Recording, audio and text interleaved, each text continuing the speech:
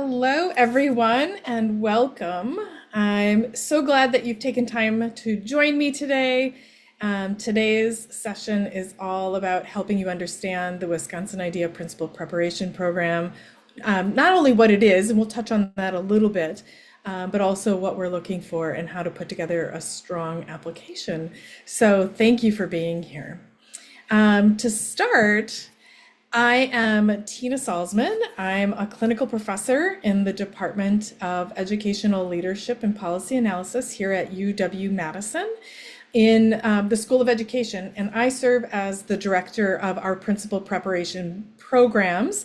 And in this case, the Wisconsin Idea Principal Preparation Program, otherwise known as the WIP for short. I've had the privilege of working with educators from across Wisconsin, both in my prior career as a teacher and administrator in the K-12 public education system, but also now as a professor in ELPA and director of our principal programs. And I'm genuinely excited to tell you more about this opportunity today. Before I talk about the program itself, I want to give you a sense of the institution that you would potentially be joining. UW-Madison's School of Education is ranked #1 among graduate schools of education in the United States by U.S. News World Report. Our online master's program in educational administration and supervision is ranked #2 in the nation, and that's for a couple of years running now. And that we are housed in the #4 ranked Department of Educational Administration. And of course, lastly, but not least, globally, UW-Madison is consistently recognized among the top 20 schools of education in the world. And so I say all of that and share that, and not to brag or try to impress, but rather to reassure you that in making a decision to join us, you are joining a world-class program, department, and school of education here at Madison. So a few items just before we launch into some of the granular details around the application process, and to make sure we're all working with the same set of information and knowledge, I want to share a little bit about the core of our program. At the heart, it is an equity-focused program. Everything that we do is really grounded in a commitment to creating schools where students, regardless of their race, background, zip code, or circumstances, have access to high quality, rigorous educational experiences. And so at the core, the program is delivered fully online. There are no in-person requirements. It's 30 credits, and it's completed over 4 semesters or 15 months total. We, of course, use rolling admissions, but we're headed into the final stretch of ahead of the deadline, the final deadline, which is April 15th, which gives you a few weeks yet. And really, at its heart, the program is also designed with our working practitioners in mind. We have a summer start. We meet for designated days during the summer, but during the academic year, when our students are working in classrooms in schools throughout the state and beyond, we meet one weekend a month, and that's a Friday evening and then all day Saturday. And that has proven to be a successful model because by and large, almost all of our students are working practitioners. So let me give you also a quick look at what you will actually be studying or moving through in terms of your coursework. In the first semester or first summer, that's your sort of kickoff summer, if you will, you have 3 classes. You can see those classes listed. And I would say the first summer is typically the most rigorous, just because people are getting their graduate school legs under them. They're working through like, how do I balance everything? And then people really hit their stride generally heading into that first fall. That first fall, you'll take 2 classes. Again, you can see those listed. And that's also when you're beginning your field experience. Your field experience carries through into your next semester, your spring semester, where again, you're taking 2 classes. And then usually that is completing at the end of your spring. It may spill over into your summer, just depending on, a number of things and your ability to complete required experiences. And then really your final summer, you have 2 classes. And that's also when we're working to pull together all of the components to complete your portfolio. And your portfolio is made up of different artifacts that you are building throughout the course of the program. So the good news is, by the time you reach that final summer, you really have a robust pool of presentations, papers, group projects, things like that, that you can pull from and ultimately that are making up the bulk of your portfolio. So let's turn now to the real reason that you're all here tonight, and that's to learn a little bit more about the admissions process. I have already mentioned, but I'll say it again, our final application deadline is April 15th, and generally I try really hard to get back to students within just a few days. So the final deadline is April 15th. Our admissions committee meets on April 20th. So really by the end of the week of April 20th, you will hear from me. We try not to leave people waiting too long. We know that committing to a graduate program has lots of moving parts, and so we want to give you ample time. Importantly, there are 3 general admissions requirements that students are interested in knowing about. The first one being that you do need to be eligible to hold, or be eligible to hold, I should say, a teaching license. Do you need that for the program right now in this particular moment? No, in fact, we have had students who, for one reason or another, maybe they're moving from a different state and they don't have hold currently an eligible Wisconsin license, but they're still admitted to the program. However, they're in the process of working towards that. The reason that's important is DPI, or the Department of Public Instruction, is the licensing agency, and they will require you to hold or be eligible to hold a teaching license in order for you to be licensed as an administrator in the state of Wisconsin. Additionally, we do require, or the graduate school requires, an undergrad GPA of at least 3.0. Now, if for whatever reason life happened in your undergrad and your GPA is maybe less than a 3.0, we do have an opportunity and ask that you submit accompanying one-page documentation, essentially addressing why that does not reflect your ability to complete graduate level coursework. And again, it does happen, and that's fine. And then lastly, just as a kind of a technical piece to be thinking about, because this is a fully online program, really important that folks have, the basic computer, reliable internet, those sorts of things that are going to make and set you up for success in an online graduate program. So in terms of the application process itself, there are some key materials or pieces that you will want to be thinking about as you prepare to pull together your application. The first one being your statement of purpose, and I'm going to talk more in depth about each of these, but I'm going to run through them. The first one, your statement of purpose, your resume or CV, 3 letters of recommendation, unofficial transcripts, and I want to stress this, your unofficial transcripts are what the department needs initially. We do not need your official transcripts.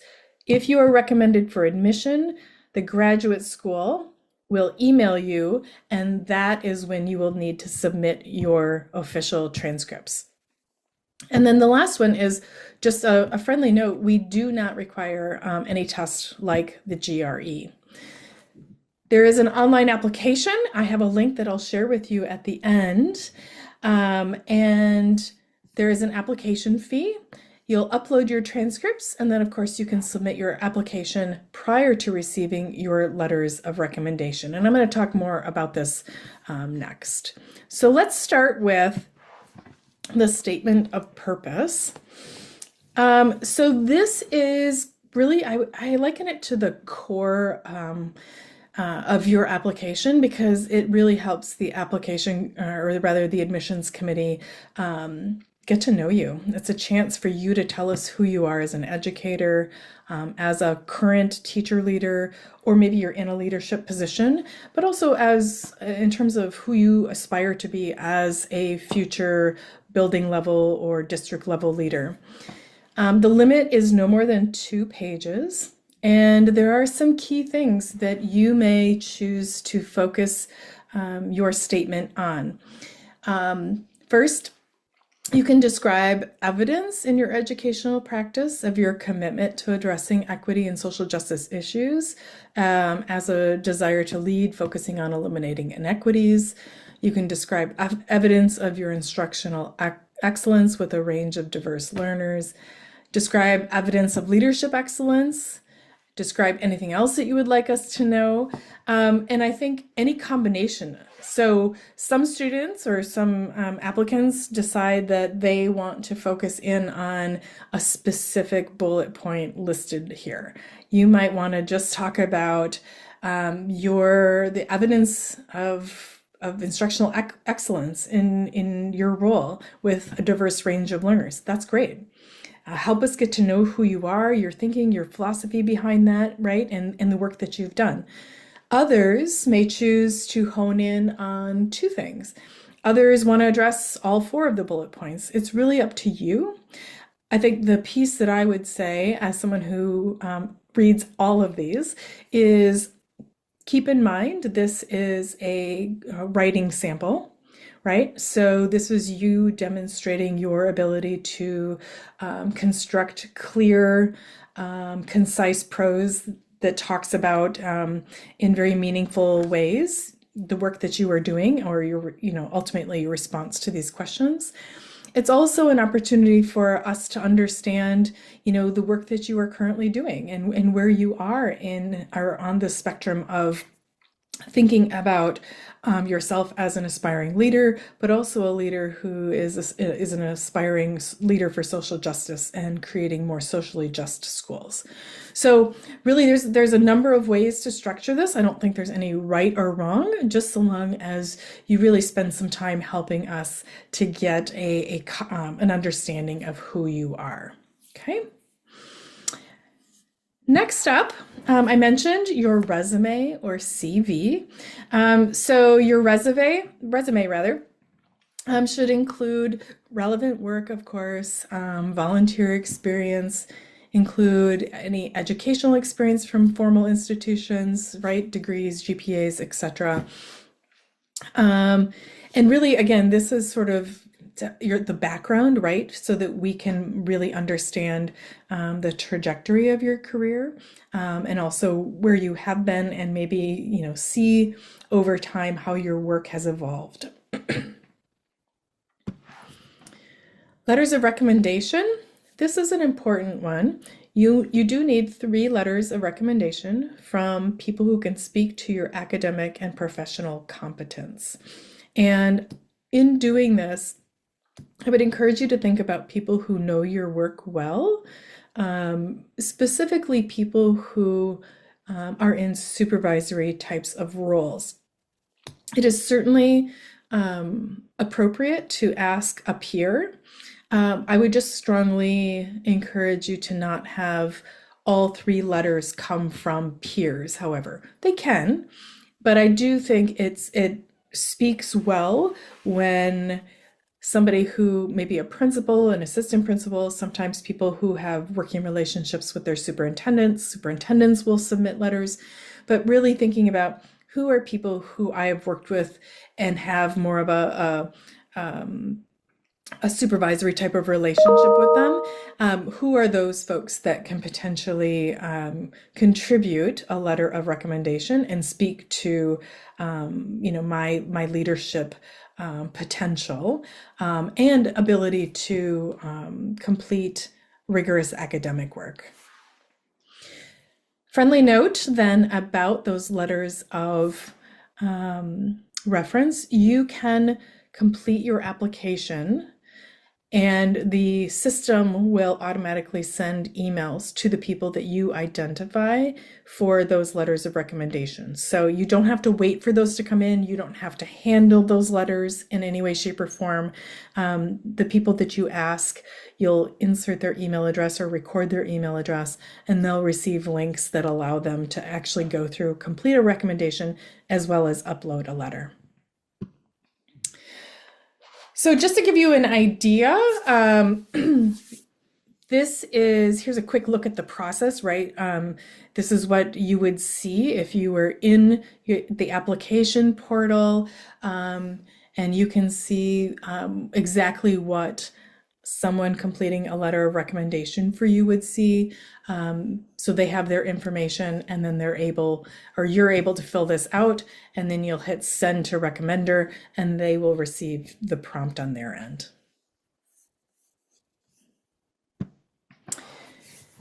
So in terms of a couple of other things that you'll want to keep in mind when you are applying, the first one is be sure that you are selecting the summer term. Our program begins in the summer of 2026, right? So it's right around the corner. Really important that that designation is selected. Also, and I'll show you the drop-down menu here on the next slide, but there are a number of programs that begin with educational leadership and policy analysis. You want to be sure that you read further and you're selecting educational leadership policy analysis, Wisconsin IDEA Principal Preparation MS.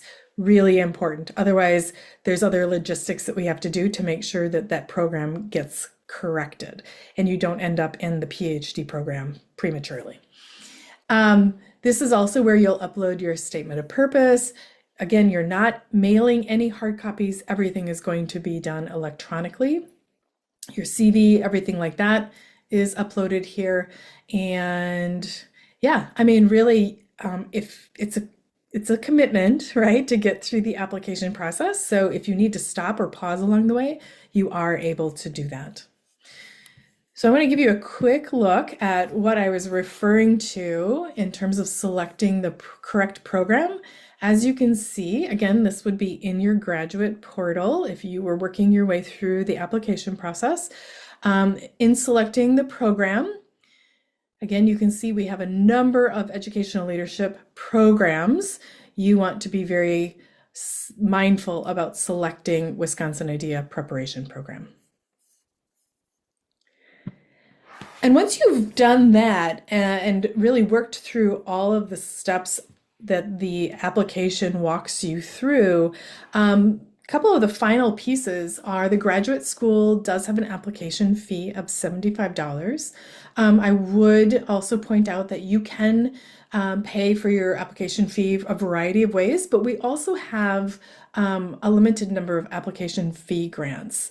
And there is opportunity for students to reach out because we don't want that to be a barrier. And I've included that link in the slide deck, which you will receive a copy of. And so with that, that really gets you through the nuts and bolts of the application process. But I want to be sure, because we have some time, to give you an opportunity to ask any questions. But also, I would point out before I open it up for questions from folks, my contact information, again, part of my job as the director of our principal prep programs is to work with our candidates and support you really even before you're officially admitted to the program to answer questions you might have, assist with the application process, all the way through the completion of your program and really beyond. I would say one of the things that really is, fulfilling about this role is the ongoing relationships that I get to have with folks in the field who are doing the everyday heavy lifting and challenging work of leading in our public education system. And so would encourage you to reach out if you do have questions as well. My the program assistant, Victor Escalona, he is also listed there, and he is a current PhD student, and really has a wealth of knowledge. If you have questions, he too can answer any questions that you might have. And so with that, I am going to stop sharing. I'll take a moment to just get caught up in the chat, but if you have questions and would like to drop them in the chat, or if you feel more comfortable unmuting, please feel free, and I'm happy to answer any questions.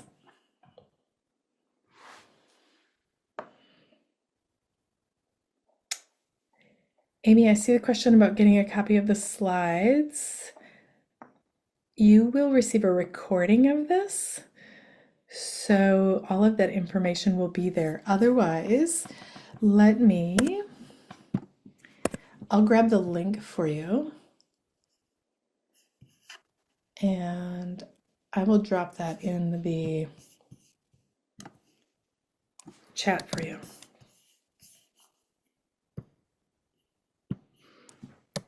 I believe this is the the link.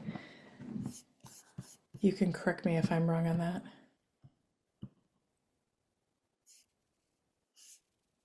Thank you for sharing the link. I'm not sure if you can hear me. It's Isadora Wagner. Fine. Can you hear me? Hi. Thanks for this briefing too. That's helpful. One question I have is centered around the diversity and equity and leadership sections, which is the main point of the statement of purpose. I've got a broad background in education. I'm actually have a PhD in English, and so I taught like at West Point and a couple of colleges, and I teach multicultural and ethnic literature and different things. But I don't actually have leadership experience in diversity and equity. I can say that I've recommended underrepresented, students to different things, and that's in my letter. I've got my letter written and things, but should that be a concern? I basically describe my background. I did a Fulbright to Vietnam and taught there and mentored, Vietnamese, students in a college. So I definitely have diversity and, equity, and equity is why I'm in education. But I just wanted to kind of check. I don't have the leadership in that area specifically, which is why I'm here. Yeah, that's a great question. And I want to be careful about answering this because everything that you just talked about, that's at the like that to me is at the core of the work that you're doing, but it's also leadership, right? You don't have to have a formal title to be a leader. So I think for just the small snippet that I heard is I would speak to the work that you have done, the ways in which, you have chosen to address equity and inclusion in the positions that you have served in. And, if you want to talk about the leadership piece, I think you can talk about what you hope to gain and aspire to gain by pursuing a graduate program. Thank you. That's helpful. I'll look at that portion of my letter. Yeah. Amy, I also saw your note. Yes, thank you. Yeah, and I think I tend to my default probably is public education, just because I would say that's my experience. But we Yeah. certainly have people from, I think we have two or three of students in the current cohort who are in either charter or private religious institutions. Okay, that's good. Thank you so much. Yeah. Any other questions that I can answer for folks? Hey Tina, this is Ben Klein. I know you had mentioned earlier a little bit about the Fridays and Saturdays requirements. I'm currently working as an athletic director in one of the public schools here in Wisconsin. Would you be able to review those? Because I haven't found those on the website anywhere. So when you say review those, are you looking for the general format or the actual dates and times? I guess general format, just to kind of see if that would be something that's going to fit in with. Sure. So let me start my answer or my response to your question with we in fact, I think currently we have 2 head varsity coaches in the program. So I think and as a past high school principal, I can somewhat anticipate or think I can anticipate where this is going. Um, our classes meet Fridays during the academic year. So this would be your fall and spring semester, 4 o'clock until 9 o'clock. Now, of course, there are breaks. You actually have 2 classes. So one class runs from 4 o'clock to 6:20. There's a 20-minute break. Then you have another class from 6:40 to 9 o'clock. And again, there are breaks in there. And then Saturday is a full Saturday. So it's an 8 to 5 commitment. The morning, 8 to noon, is one class. So, for example, in the fall, that you might have the principalship class with me in the morning. And then in between, we have a working lunch where we just check in for 45 minutes on progress with your field experience. And then your afternoon, 1 to 5, is your second class, which is, race, class, and educational inequality. Again, breaks, different activities. It's not just, you're not sitting and listening to lecture from 8 to 5, but it's one weekend a month. And I will say that we do try to adhere to that as much as we possibly can.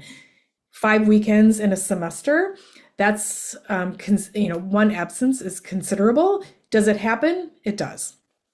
I think we, as faculty, try to be very understanding and supportive. I personally have taken the stance that, missing because, for whatever reason versus missing because I'm contractually obligated to be at an athletic event because I'm the head coach, like those are somewhat different reasons in my mind. And so I think by and large, we do strongly encourage students to be there. We do have an attendance policy, but I think you will find that faculty genuinely try to work with students. And that's a really long answer to. No, thank you. That was helpful. Yeah. I have one more question. Can you speak to any of the scholarships or grants that are available to students? I noticed as I was kind of tooling through your email, I hopped through a link that talked about grants for people that work in rural areas. Mm-hmm. Okay.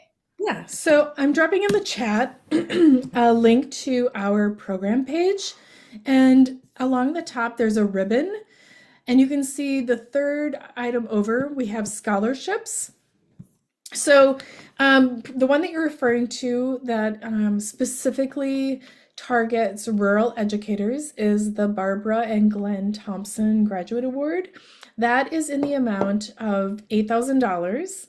And that is for anyone eligible who is currently serving in a qualifying rural district. Now, if you are on the webpage, you will see a little map, and you'll also see that almost most of Wisconsin qualifies as rural. So the good news is, we have 8 of those to award, and that money is applied to your tuition costs in the fall and the spring. So we apply $4,000 to your fall tuition and $4,000 to your spring tuition. Beyond that, we also have additional monies through a number of other sources that we are able to award students. And so those decisions are made shortly after this last admissions window closes. You'll receive information, and outside the Thompson, you really don't have to apply for. There's really nothing extra. We just do an employment verification, and that's a simple call to HR in your district to say, is this person employed? And they say yes, and then pretty much as long as you're in a qualifying district, we can look at awarding that. Other scholarships, there is somewhat of an application process. It's not very long, but again, those are all done. Once you get through the graduate school, you'll see that some of that information starts to come, and we try to have that done by really early June, if not before. Okay, so you could potentially still apply for scholarships and grants and all that as you're entering the summer, or is summer something that you need to pay for on your own and then it moves into the scholarships? Yeah, usually our students are responsible for the summer tuition, and the Okay. scholarships are applied to their fall and spring tuition costs. Okay, thank you. It's Isadora Wagner again. I've got 3 more questions I thought of. Sure. One is, could you speak to the size of a typical cohort moving through? And then 2, what is the breakdown in-state, out-of-state? And then 3, does the Wisconsin Veterans Grant apply for tuition purposes? Great questions. All right, so I'm going to start with the first one, size of the cohort. So generally, our cohorts have run kind of in the low 20s, but it varies from year to year. We have had cohorts as small as 11. I'm thinking back to COVID, coming out of COVID, all the way to the current cohort, which is, I think, at 22. Again, it varies from year to year. I will say this, there is intentional effort given to creating a strong community in our online cohorts. And so that is one of the things that we take very seriously and are very intentional about. And so size, of course, factors into that. In terms of in-state, out-of-state, that too varies. I think currently, in terms of the upcoming cohort, we have 2 students who have been admitted from out of state. I would say generally we have at least 2 to 3 people in every cohort who are from out of state. It is predominantly Wisconsin centric. However, that doesn't mean that we can't accept out of state, because we do. And one thing I would share, students who are from out of state generally indicate that a Wisconsin education degree, but subsequently license, if you choose to apply for a Wisconsin license, they tend to travel fairly well. Lastly, the veterans grant question, I'm not as familiar with that. However, UW-Madison does have some great resources that you can access through the Veterans Office. And if you give me a moment, I will grab that information for you if I can. I guess based on that Thank you. Yeah, did that spark any further questions for you? It did not, no, but it answered my questions. Thank you. So here,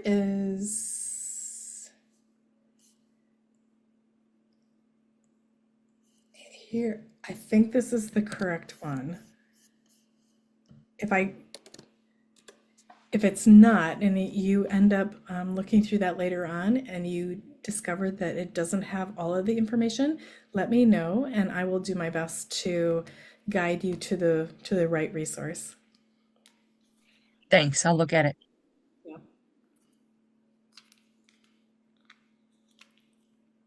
Any other questions I can answer for folks?